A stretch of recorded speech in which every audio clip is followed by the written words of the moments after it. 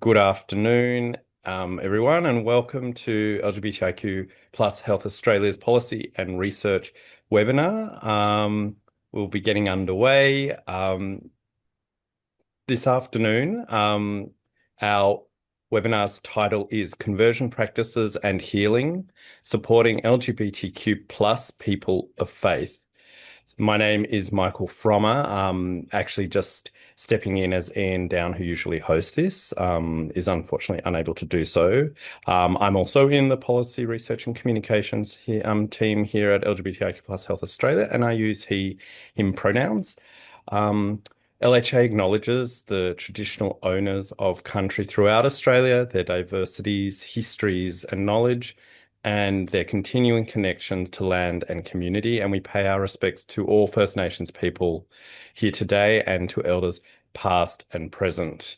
I'm personally joining from the lands of the Gadigal people of the Eora Nation, and I pay my respects to their elders past and present and extend that to, as I say, all Aboriginal and Torres Strait Islander peoples today, recognising sovereignty was never ceded, and this always was and always will be Aboriginal land.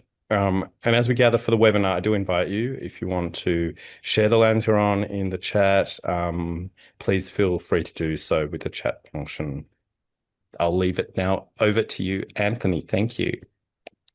Thank you so much, Michael. And I also like to acknowledge the traditional owners of the land that I'm meeting on, which is the Gadigal people of the Eora Nation, and pay my respects to their elders, past, present, and emerging.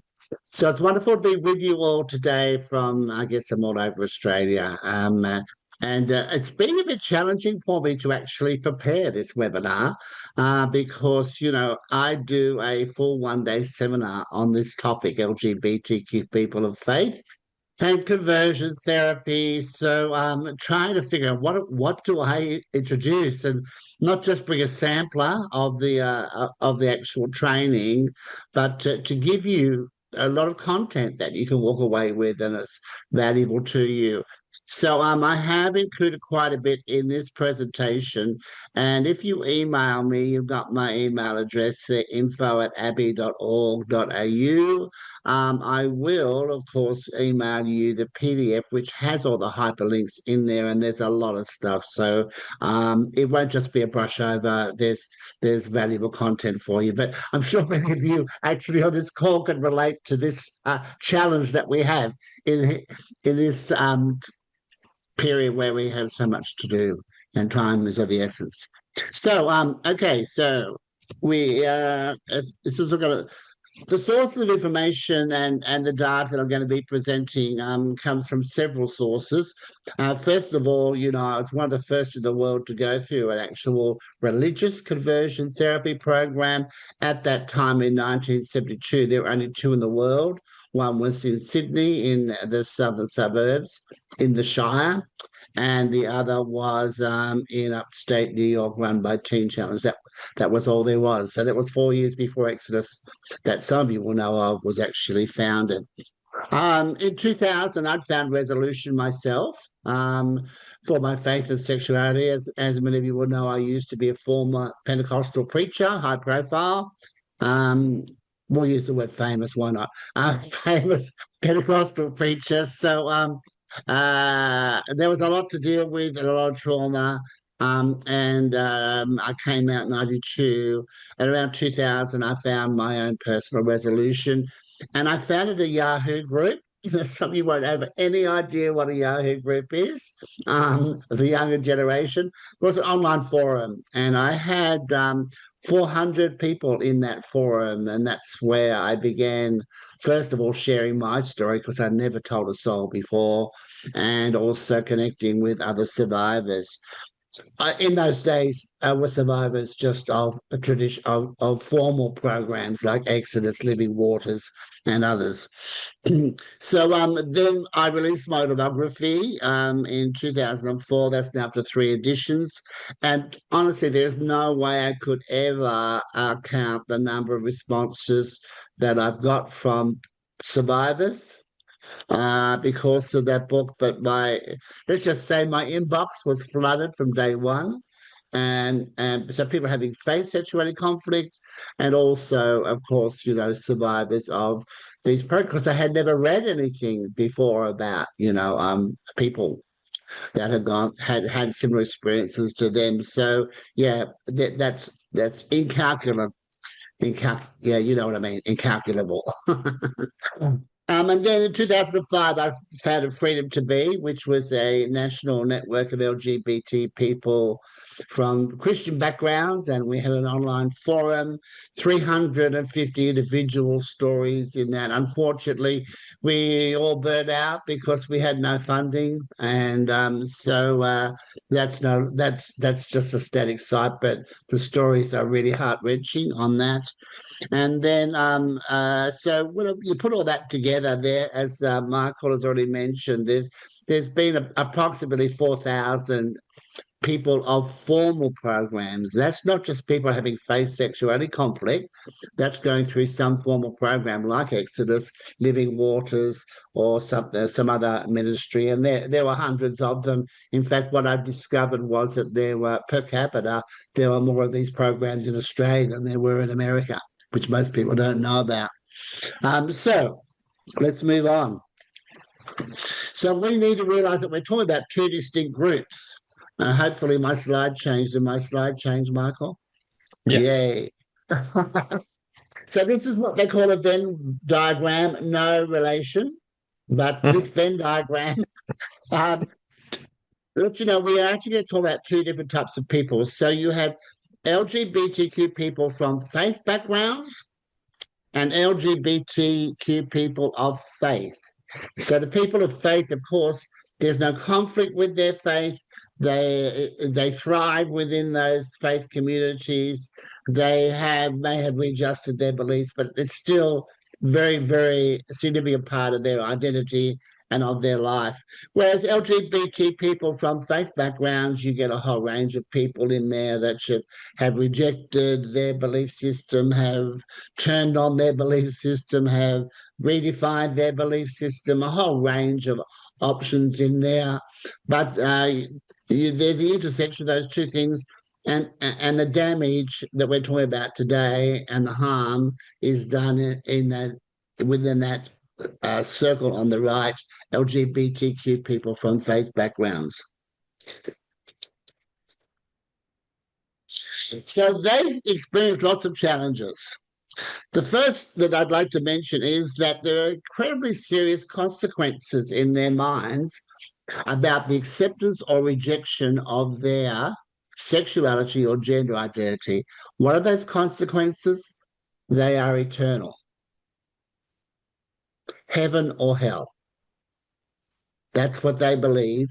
And also, there's a whole range of other things which we'll talk about as well. So, the consequences of them accepting or rejecting their belief system and their faith is really an incredible challenge for them, more than people from non-faith backgrounds realize. There's also a lingering impact of the long-term internalized homophobia that can go on for years, decades.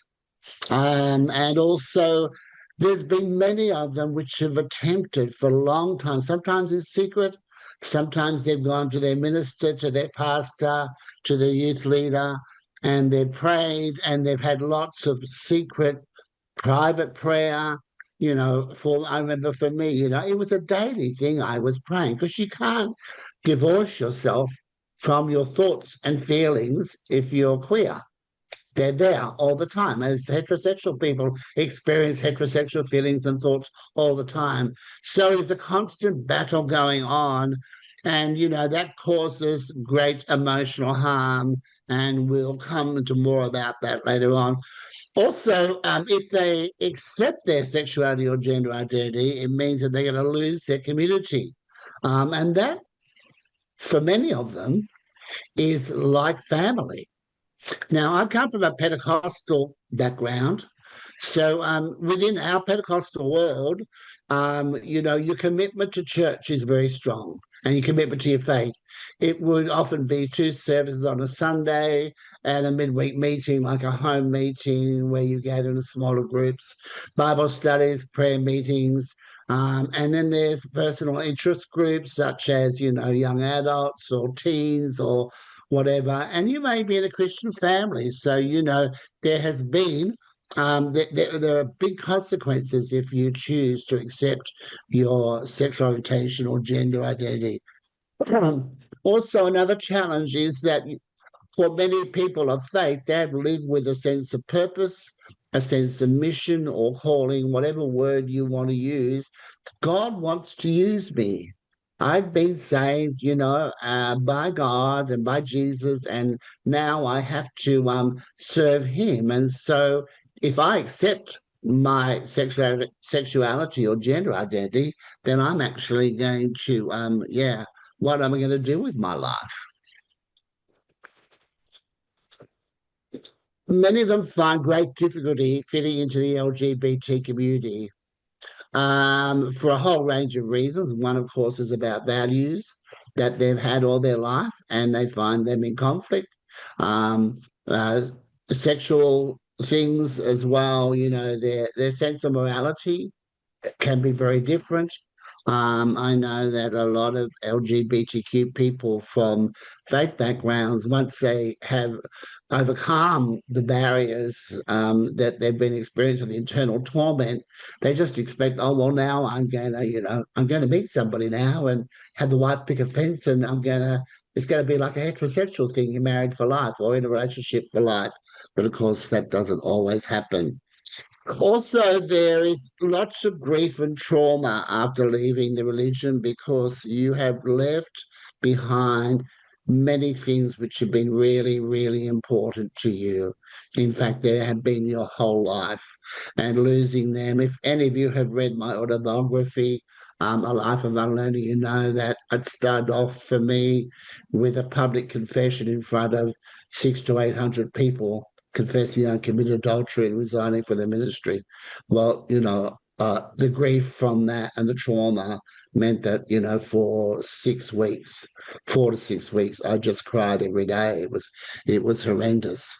There's also there are heightened sexual health risks because many of them don't have good education around sexuality or about safe sex, one of those things. And I have a number of emails from people who tell me that they became HIV positive straight after they came out, and they at a time of heightened promiscuity, shall we say.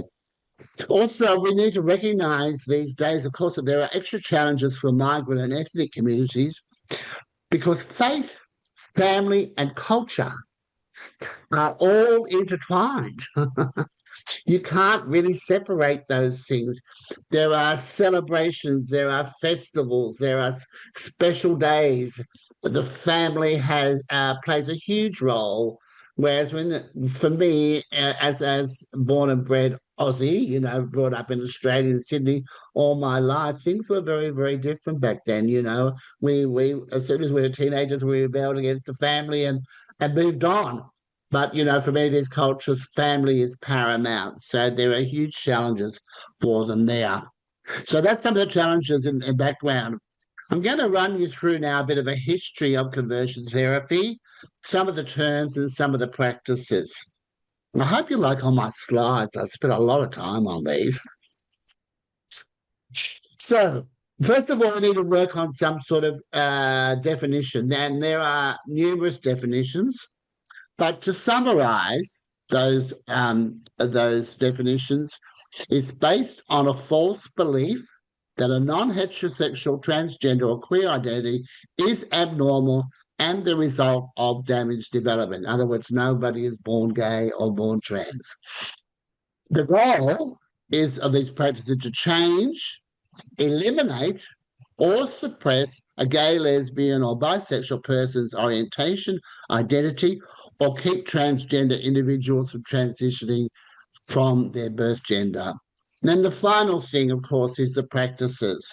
And they can involve a variety, such as personal prayer, informal or formal spiritual counseling by qualified or unqualified individuals, face-to-face on online formal programs, and support groups. I should also throw in there in some context, there's also what would be known as exorcisms or deliverances because people feel that homosexuality is an evil spirit that needs to be cast down. And that's why people are not able to get over it.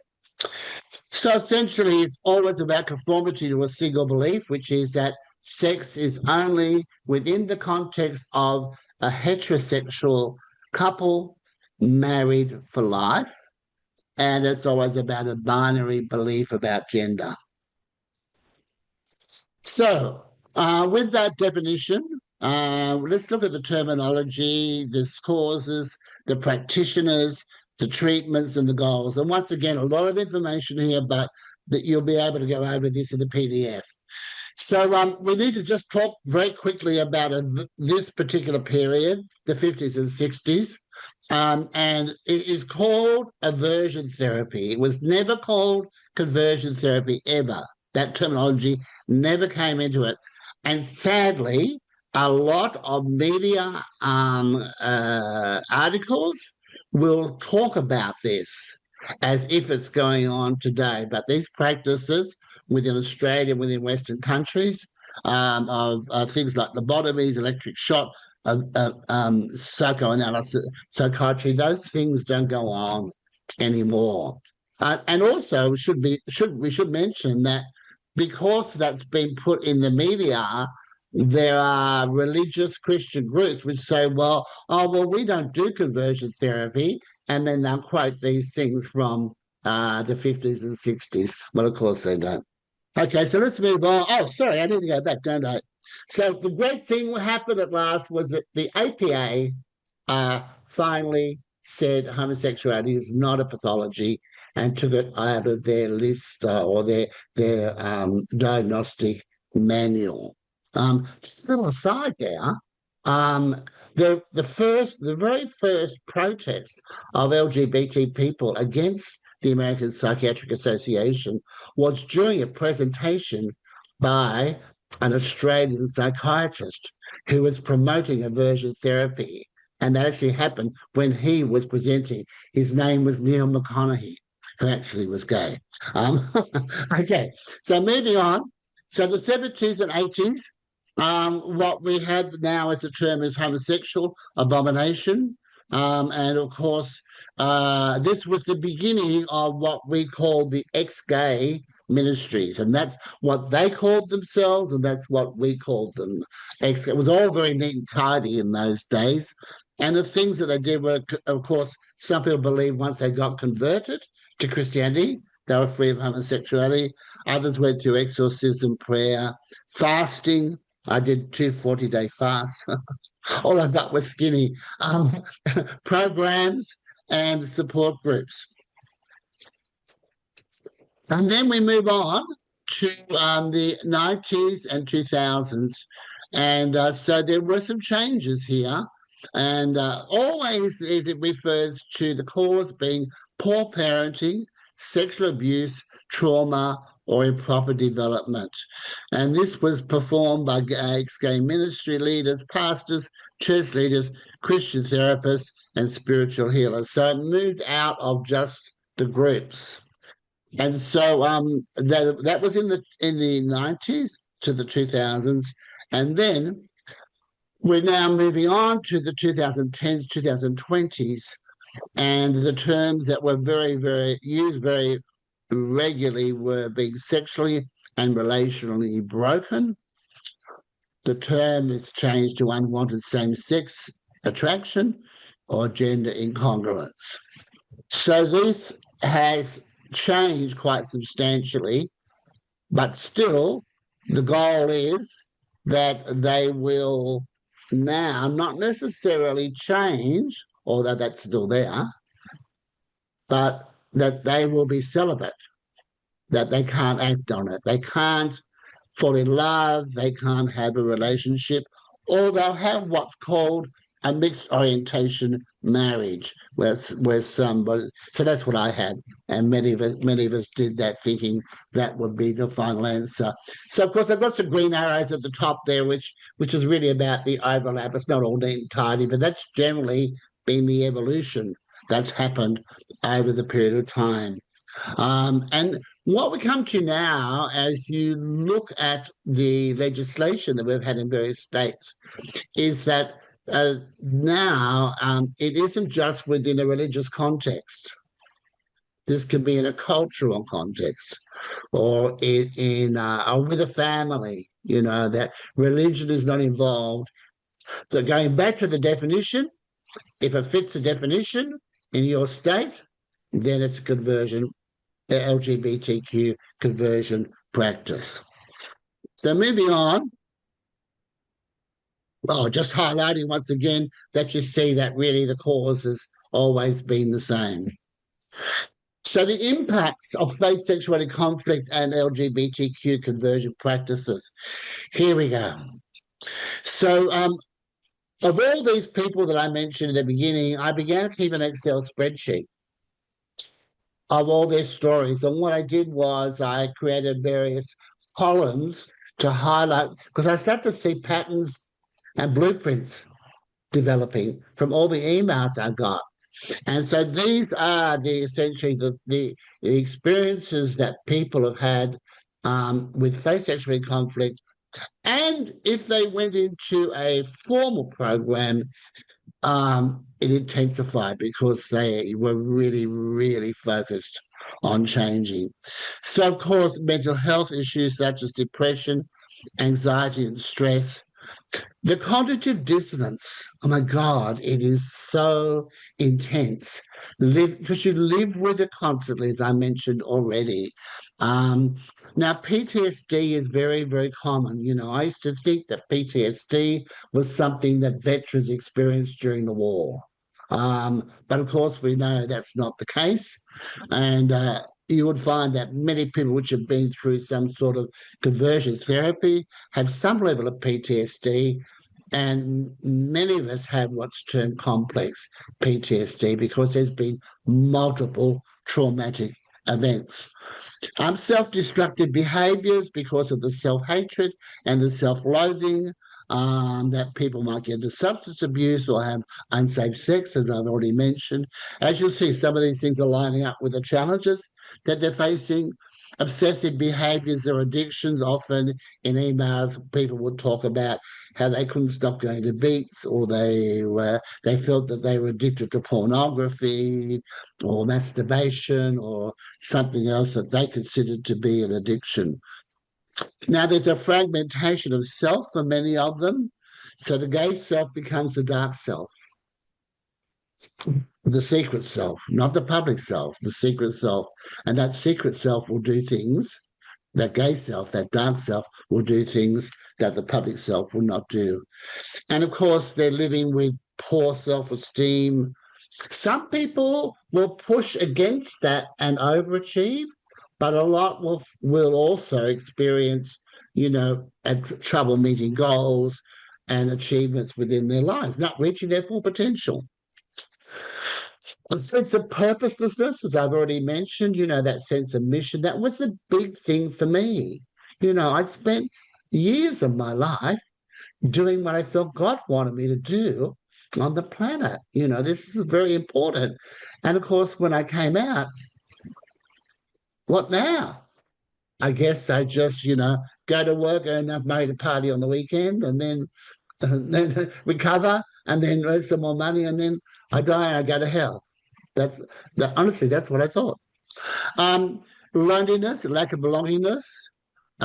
People often have difficulty finding their space in the LGBTQ community. One of the great things that I always recommend is volunteer. Volunteer is a great way to find connection.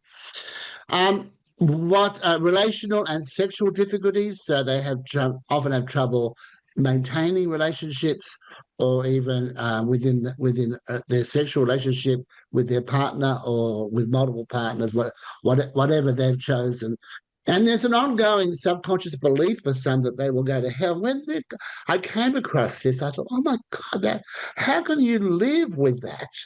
Thinking that, okay, I've accepted my sexuality, but I still go to hell. I was shocked by that. And of course, we mentioned about the cultural and family intersections that what these do will actually compound the conflict. It makes it worse than for people not from those backgrounds.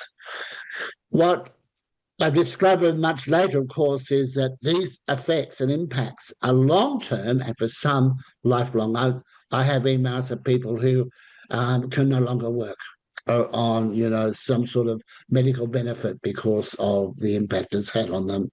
Potential and real suicidality. People have no idea how serious that is. So many of the emails talked about actual attempts.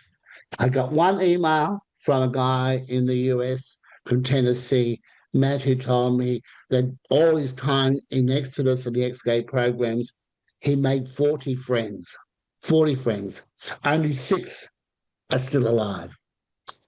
One died of natural causes. He said the rest was suicide.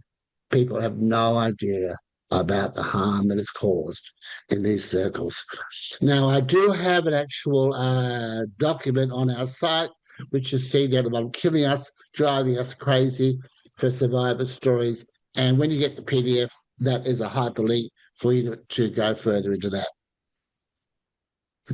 I've got a special request for all you lovely academics and researchers out there. We have lots of research on LGBTQ people and the impacts on them. We also have lots of research on LGBTQ people of faith and the impacts on them. What we don't have is a comparison. And I've been saying for 25 years, when you're doing research, please ensure that you take into consideration some sort of question about faith. And that has to be a very important question. And you need to think about that. Well, actually, I'm happy to help you with this because just saying, do you come from a religious background is not the right question. Will not give us the data, will not give us the information that we need. And if someone that's out there wants to do a comparison, of course, my theory is I'm not an academic. I've never been to university in my life. I just talk like one sometimes.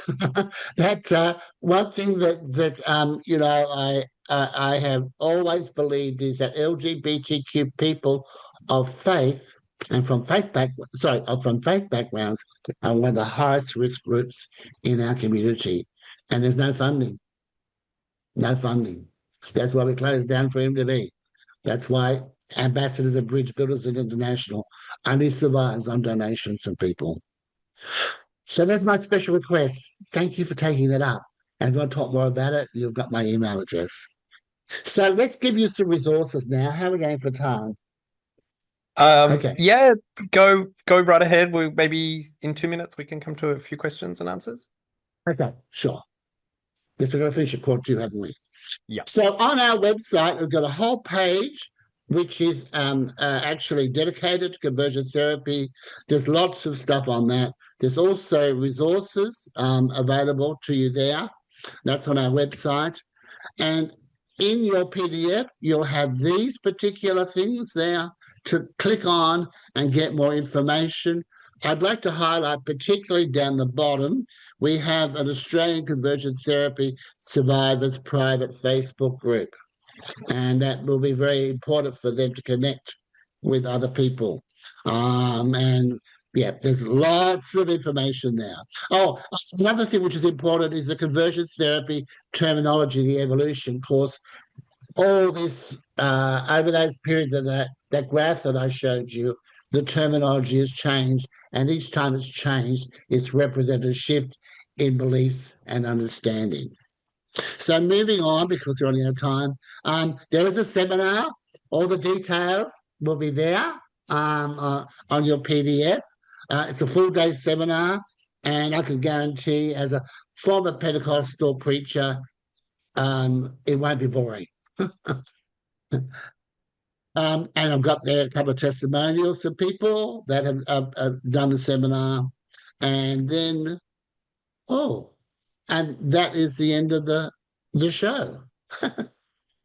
Thank you, Anthony. I don't think the testimonial slide has come up, but that's okay. If you wanted to go back, I'm not sure. But in the meantime, Um, I will say thank you. Feel free to pop it up if you can work it out. Otherwise, people obviously can email you for the PDF. But yes, to first and foremost, thank you so much, Anthony, for providing very succinctly a really informative overview of what it is, and in some ways, obviously, so importantly, those consequences that you really clearly elucidated that are many and varied. And even from someone who has faith background myself and is a person of faith that, I was not cognizant of or aware of. And it's just really, really valuable. And there are the quotes, which is great. Thanks for popping those They up. came up. That's good. That's good. Look, do encourage you all, if you'd like to ask a question, to pop it in the question and answer little tab. But while you're thinking of a question that you may wish to share, I will just start off with one or two, Anthony, we discussed earlier. I'm really interested in your take on what are some common mistakes? I know that you've seen this question before, but I want to make it slightly more specific. It says practitioners or peers make when supporting survivors of LGBTQ plus conversion practices. I'm really interested in from within the LGBTQ plus community, because I think there are obviously a lot of complexities about how our communities don't want to engage in religious discussions, broadly speaking. I think there's a whole, thing in that. But anyway, putting that aside, what do you think are some of the mistakes that within community practitioners or peers make when trying to support LGBTQ plus conversion, survivors of LGBTQ plus conversion practices? And how can those perhaps common inadvertent mistakes be avoided? I think that you've hit the nail on the head there, Michael. We do know that within the LGBTQ community, there is an anti-religion feeling. And we have to acknowledge this is completely justified because every time we've gone for anything about equality, where has the opposition come from? It's come from religious conservatives. And I might add religious conservatives, but not always all religious people.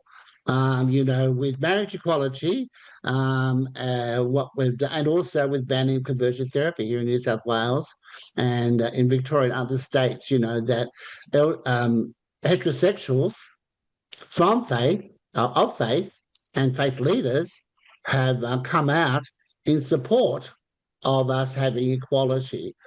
So there is that feeling there, and Mm. of course there's trauma that people have experienced. So I think the biggest mistake that I've come across is that um, sometimes practitioners have allowed their own stuff to come into the counseling or therapy situation. And we know, I worked as a coach, professional coach for 20 years. As a professional coach, you can never have an agenda. It's the same as a psychologist, therapist. You can't push your own agenda there. And you can't, I remember the first time I went to a therapist, I felt like he's trying to get me to reject my Christian experience and Christian belief system and turn on it, even though I was no longer following it. I built up a resistance and was challenging for me. Mm. And Mm. so that is the biggest thing. Educate yourself also about the varieties. We're talking about Islam, the varieties within that, the varieties within Christianity, Pentecostals, evangelicals, fundamentalists, Roman Catholics, Uniting Church. They may as well be different religions, and sometimes people do refer to them as different religions. And it's good to be educated and informed about that. When someone says to me, "Oh, I come from a faith background," my next question will be, what denomination? Mm. Mm. Then I know what wording to use, what their Mm. beliefs Mm. will be, Mm. how the conversation will go for that. It's just as important as anything else, Michael. That's great. Look, that's a really useful takeaway. I do see now, fortunately, a bunch of questions have popped in, so I won't ask any of mine now. I don't know how many we can get through, but let me. Um, I think there's a quick question which we can knock over, which is, did you contribute to the advocacy for conversion practices in legislation in states? I know you did at least, certainly I believe in New South Wales, but maybe a quick answer to that and we'll get to one of the more substantial ones then in a sec. Yeah, yes. In that document with all those links, you'll find my submission to the New South Wales government, but I've done that also with Victoria, South Australia. It was very exciting because the Liberal person in the South Australian Parliament who supported the ban, two-thirds of what her speech was about my stuff because she used to go to the church I used to preach in. So, yes, I have been involved and will continue to be involved. Of course, what we need to mention quickly, Michael, is that yes, we had the ban, but the job is not over. Well and truly, it's not over Mm. at all There's a because of follow-up question that someone's asked, which is, do you have any sense of how conversion practices have responded, changed, evolved since legislation? I mean, even an impressionistic sense. um so what's there hasn't been any huge changes except say for example the Sydney Anglicans, which are, a very evangelical fundamentalist. The Archbishop of Sydney Diocese has encouraged all of his ministers to practice civil disobedience and to ignore the ban. So, in Victoria, they've had some great success with meeting up with Baptists and other ministers, and I believe also with some people from the Islamic faith as well. So, Ambassadors and Bridge Builders International is not about attacking, it's always about dialogue Hmm. and Hmm. reaching out. So, Hmm. we our work is really just beginning So because it's a the mixed enemy picture in is a everywhere. way. Yeah, yes. Yeah. Oh, look, that is really helpful. Another one, just let's see what we can still get in until we get to everybody's. Have you got a specific sense of the question from Leave It working it out is how to support young people in particular who wish to embrace their sexual orientation, gender identity, whilst maintaining their faith, but thinking specifically about young people who want that. Mm. Do you have any Well, thoughts how to support?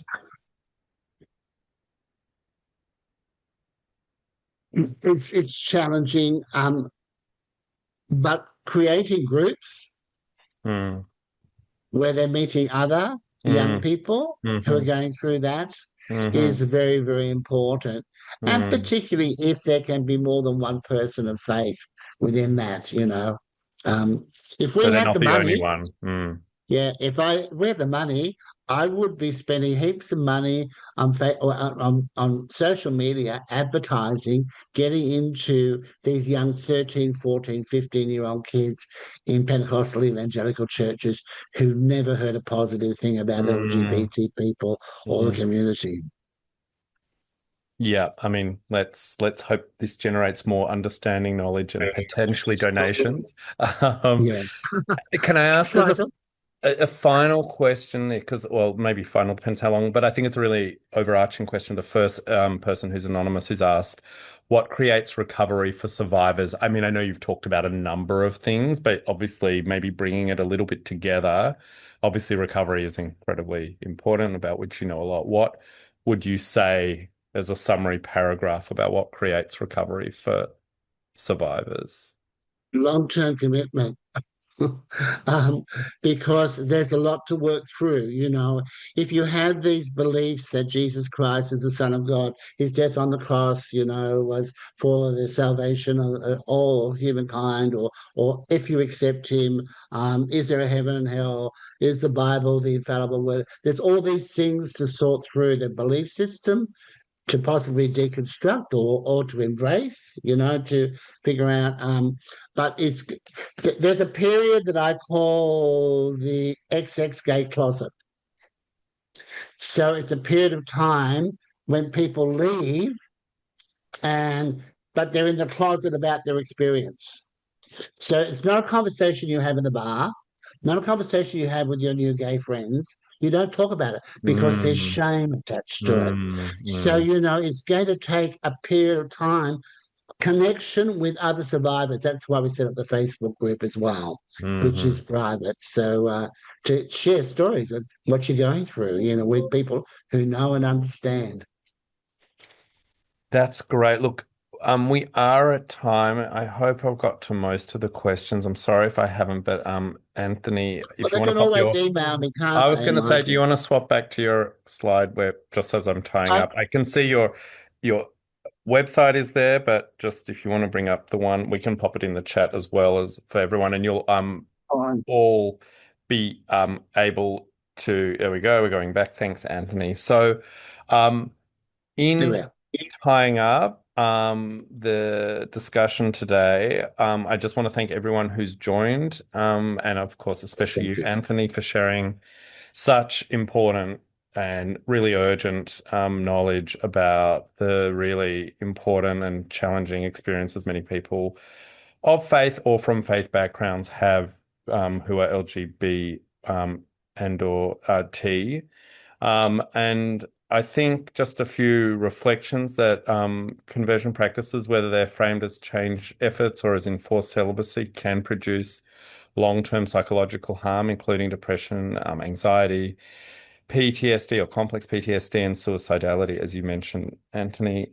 The LGBTQ people of faith often live with internal conflict and, in some cases, external rejection, and supporting them requires empathy, nuance, and an understanding of both their spiritual and personal worlds. And I think your comments about them being in that XX space and, being afraid to talk about this perhaps with their new queer world is really significant. And finally, that safe, non-judgmental and evidence-informed environments are essential for recovery and healing and resilience. So if you would like to speak or need to speak with someone after this session, once again, Q Life is available on 1-800-184-527 or via the website qlife.org.au. Phil, please do contact Anthony access the slides that he can then email to you. And look, thank you all for being part of this conversation for your quick Q&A. It's been really meaningful, and hopefully this just extends the support for LGBTIQ people of faith and from faith backgrounds. So thank you once again, Anthony, and hope to see you all for another webinar soon.